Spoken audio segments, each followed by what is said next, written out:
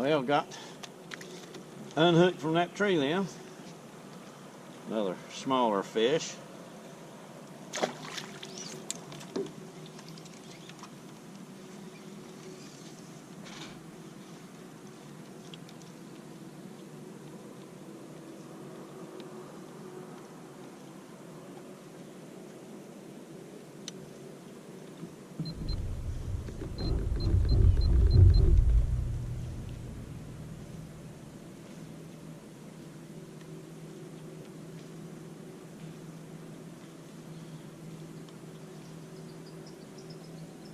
I think I'm going to back off where it's a little bit deeper.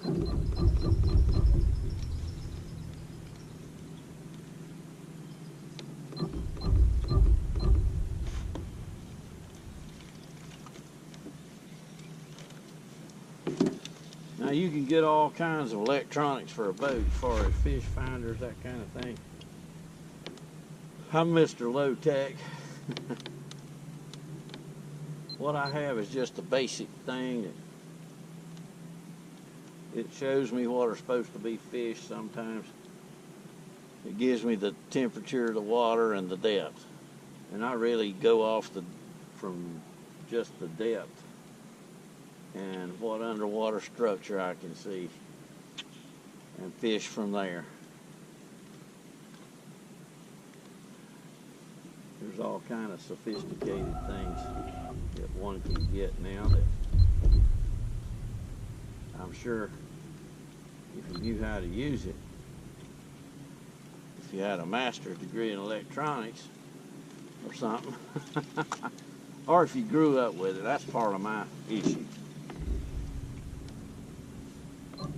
And frankly, I'm more of the hands-on. You give me something that's got gears, you know, and that mesh together, and I can figure it out. I got a little more of a mechanical, my brain is wired a little more that way than it is for using electronic stuff.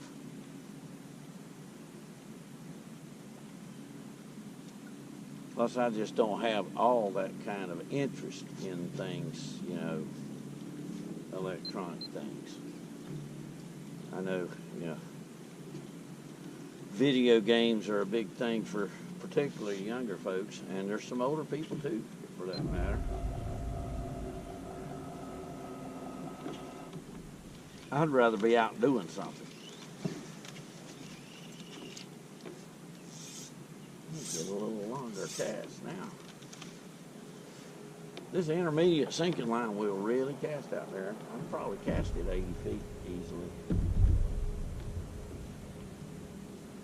The thing is, the more line you have in your basket, the more likely it is to tangle.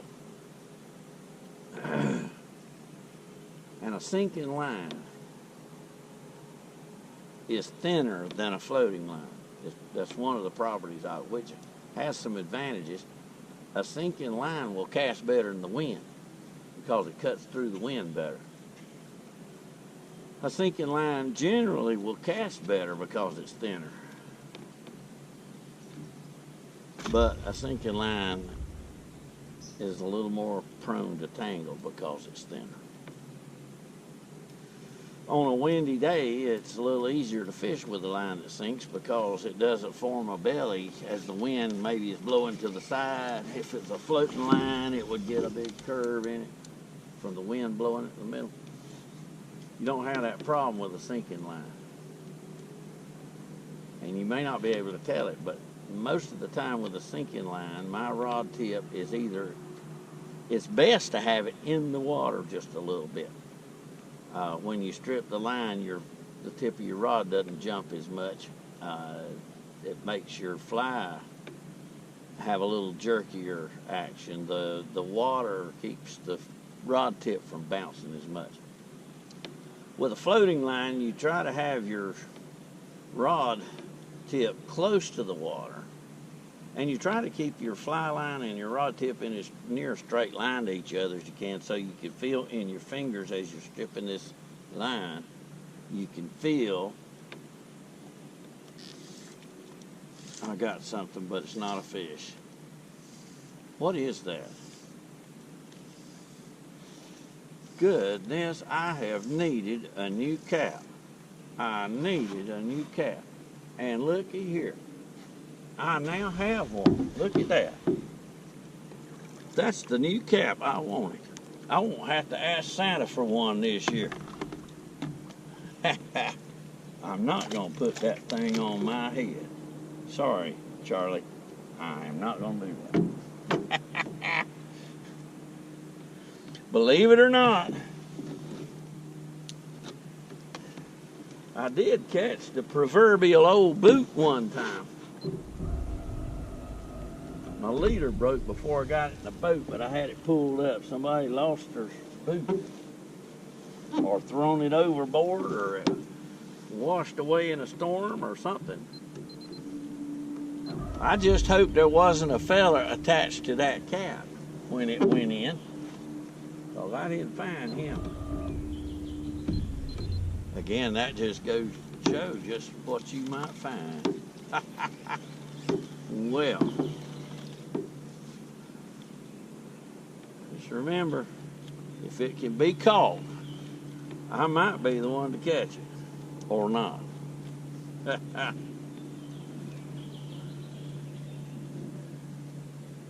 Well, I think I will. That won't be a catch and release. I think I'm going to keep that cat, at least till I get out of here. For one thing, I don't want to catch it again. That also tells me that I'm fishing deep enough. Oh, can't get over that one.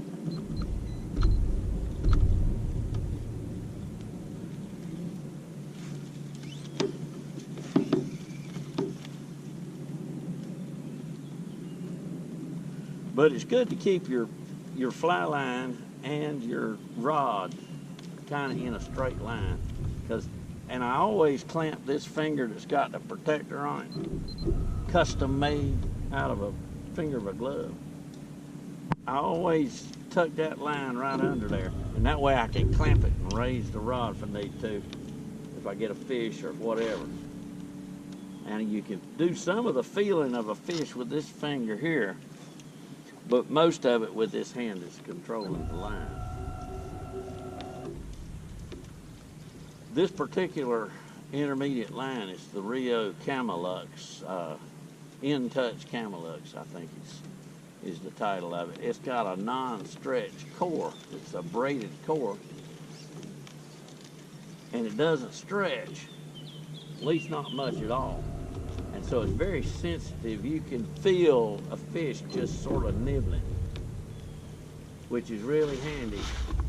A lot of the cheaper fly lines will stretch a lot, and which renders them a little less sensitive. The floating line that I use, oh, there's a good fish, feels like. The Scientific Anglers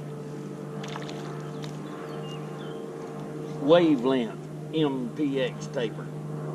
Boy, that sounds like really space age stuff, doesn't it? But it has a non-stretch braided core also, and it's very sensitive. Thing is, with a floating line, you can see the end of that line dip or twitch or jerk or pull to the side or go under. And you got some clue that there's a fish, even if you don't feel it immediately. With these sinking lines, it's all feel. And it's a different technique, but it's one that if you're gonna fish still waters, particularly any that's got depth to them. Now in a farm pond, you're probably all right with just a floating line. That's a good fish. But if you're gonna fish big water, you're gonna need to be able to fish deep. And an intermediate is a good place to start. I also have I think it's a type, it's either a type 5 or a type 6 sinking line. The 5 or the 6 indicates how many inches per second it sinks. I think it's a deep 5. And it's supposed to sink 5 inches a second, which means Well, you multiply 5 inches times 10 seconds. In 10 seconds is what's 5 times 12 is 60. It's 5 foot deep in 10 seconds. My experience is that I think they sink a little faster than that. Or else I count too slow. I'm not sure. But I do know it sinks pretty fast. I don't fish it very much at all. I only fish it if I'm going to be trying to target something that's down there 15 feet or more. Otherwise, I'll just use the intermediate and give it a little more time. Now, that's a good fish, feels like. I'm loving this. I don't have any trouble. Good brim. Some of them just pull harder than others. I guess it's just like people. You get a group of people together doing something, and some will pull harder than others.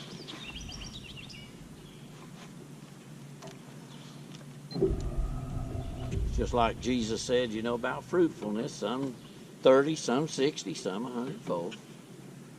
But the seed that fell in the good ground, those that respond to the word of the kingdom, the gospel, are going to produce fruit, that is.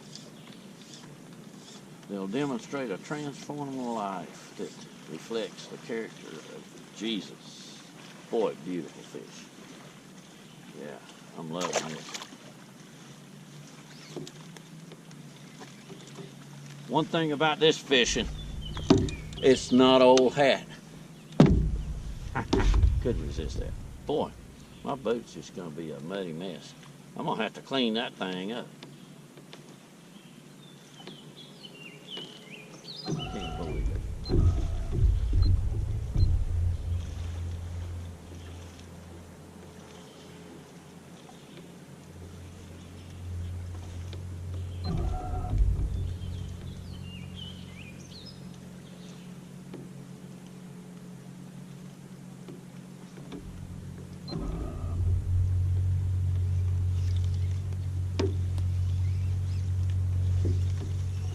Right over in there. I would have thought surely in this depth I would have caught some shell crackers tonight. But I have caught a hat. My hat's off to that.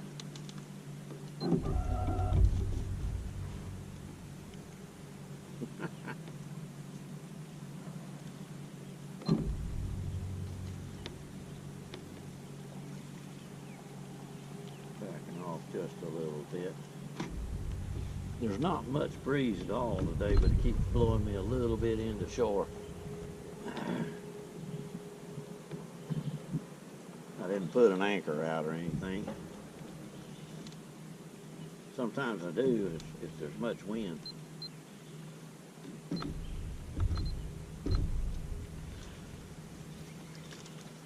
But it's a lot less trouble just to be able to maneuver with the trolling motor as long as I have enough battery juice.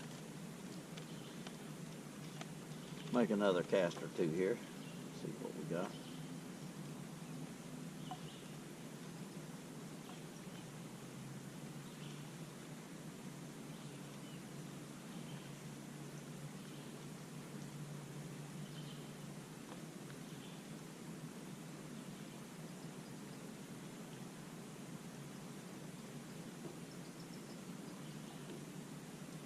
About 9 feet of water under us now.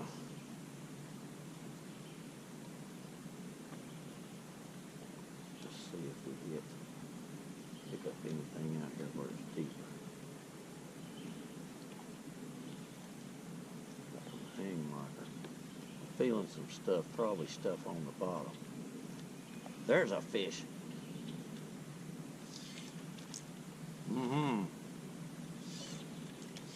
That's a shell.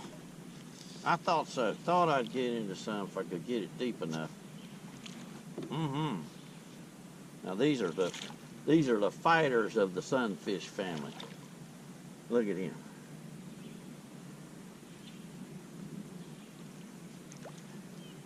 That's a good fish. Ooh, he's not not done yet. These never give up. Ah, pretty good fish though. Don't go kicking when I know you're going to, but see there? Pretty good fish. See the orange on the edge of his gill flap on that little rim? It's not as bright on this one. See how long? He's 12.5 inches. That's a good fish. I would guess 1.5 pounds anyway. Now, these are excellent eating fish. They have down in their throat little teeth down in there. They're like sandpaper type teeth, but it's for grinding up little shells. I don't know if you saw inside that cap, there were some little freshwater or clams or something, shells that were in there when I don't think they're still in there.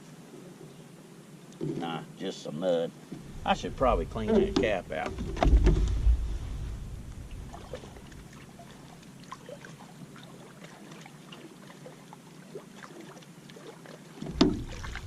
It's about the nastiest thing.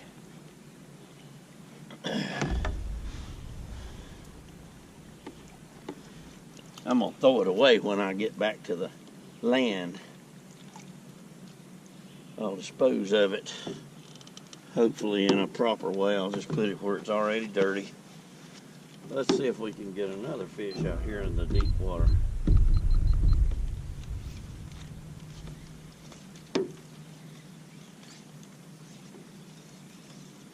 Yeah, shell crackers, they root around the bottom most of the time because they're after those crustaceans. Those crusty old crustaceans, you know.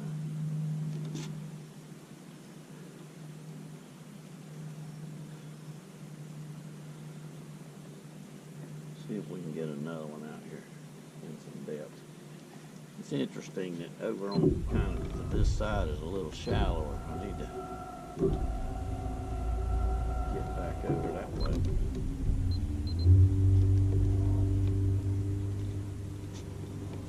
Wind kind of from the south, what there is.